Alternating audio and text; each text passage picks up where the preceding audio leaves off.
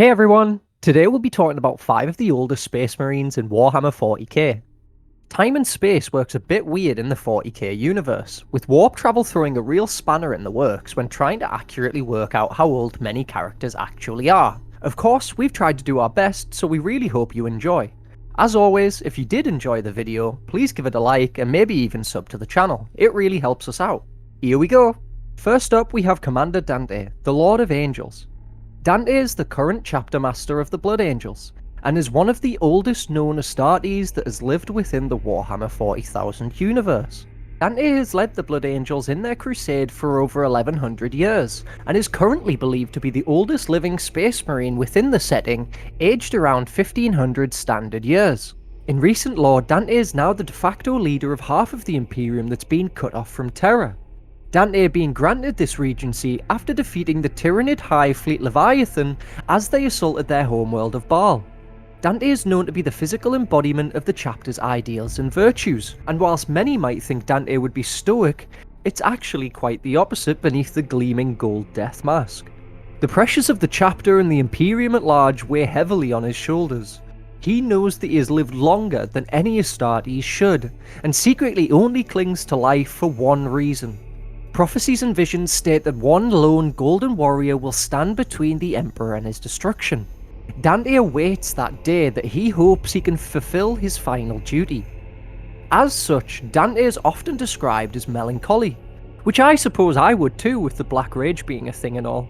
The history of Dante is lengthy, and definitely worth a video in itself. Drop us a comment if you want us to check him out in greater detail.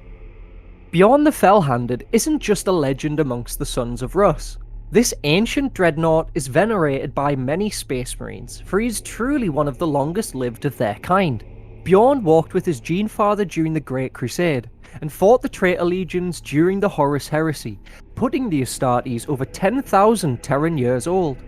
Despite his extreme age and the taxing nature of the dreadnought, this has seemingly left his psyche unaltered, where many lesser Astartes would have felt a madness centuries ago.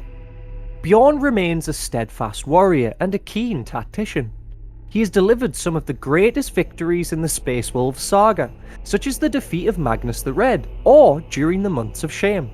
The long years have begun to take their toll on the warrior, with more and more of his time being spent in stasis sleep, and only being roused on special occasions or when the need is dire. Entire generations of Space Wolves might fight and die without seeing Bjorn awaken, but when the venerable dreadnought speaks, the great halls are silent. Legend says that the spirit of Russ watches over Bjorn, and that no harm can come to the Astartes until he's been reunited with his old friend in the Battle of the End of Days. The Anchorite, I know, another dreadnought, but hear me out. The Anchorite was a word-bearer's dreadnought that rejected the chaos preachings of his Primarch Lorgar and returned to worshipping the God Emperor. The Anchorite began with Lorgar in the Great Crusade, and was one of the first aspirants taken from Colchis with his Gene Father when discovered. The Space Marine would join his sire initially in the betrayal of the Emperor, for every word-bearer had reeled from the Emperor's rejection of their worship. Taking part in notable actions such as the Istvan drop site massacre, it wasn't until the Battle of Kath against the Ultramarines an epiphany struck the dreadnought. Maybe it was combat stims. The Anchorite realised the futility of the word-bearer's actions, and wished to repent against his father and the Chaos Gods. Surprisingly, after the battle, Gulliman would spare the dreadnought, and ordered him to be locked away so he could play no further part in the heresy. Whilst his brothers would assault the Emperor's palace on Terra, he would pray for their souls within. The cult of the Imperium owes a lot to the Anchorite, for much of his written words and teachings were passed over to them. With the Anchorites still existing into the 41st millennium, this Astartes is well over 10,000 Terran years old. As a Black Templars fanboy, I really do love to mention our next up. Sigismund was the first captain of the Imperial Fists Legion, and later became the first High Marshal of the Black Templars chapter. Sigismund was born during the Unification Wars on Terra, and was chosen to join the Imperial Fists during the first founding of the Legions. Sigismund served alongside his Gene Father Rogel Dawn, and battled throughout the Great Crusade. Sigismund was a warrior of legendary skill, and even with the likes of Sanguinus describing him as death himself. During the Siege of Terra, he was appointed to be the Emperor's champion, replacing the yellow heraldry of the Fists with a plain black armour to show he served the Emperor alone. The swordsman struck out to challenge the champions of Chaos in singles combat.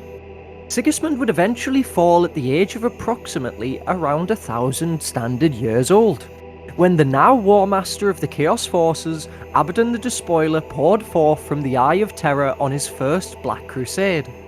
During the incursion, Sigismund and Abaddon would face off, with the High Marshal informing the War Master he had hunted him during the Siege of Terra, and that he had not stopped looking for him ever since. Whilst he managed to badly wound Abaddon, the leader of the Black Legion would ultimately prove victorious.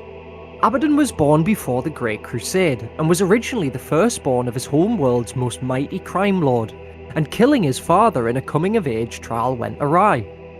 Whilst he lived in exile, his extreme size and natural ferocity saw his legend grow amongst his people. This earned the young warrior the attention of the Lunar Wolves, who recruited him into their brotherhood.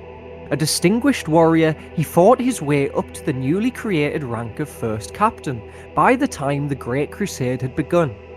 When Horus sought to revolt against his father, Abaddon joined him in this heresy. And when Horus fell at the hands of the Emperor, took up his mantle of War Master to avenge his Gene-sire and bring death to the false god. One thing to be noted is that whilst Abaddon is an incredibly old Astartes, he has spent a lot of his time since the heresy within the Eye of Terror. This manifestation of the war plays havoc with time, which leads Abaddon's true age completely unknown, but a rough guesstimate would put him around 10 to 12,000 standard years old. Worshipping the Chaos Gods must do wonders for your skin. Thanks for joining us, everyone. Did we miss anybody that might have been older? Let us know in the comments below, and if you did enjoy the video, please do give it a like and subscribe. It really does help us out. Thanks again.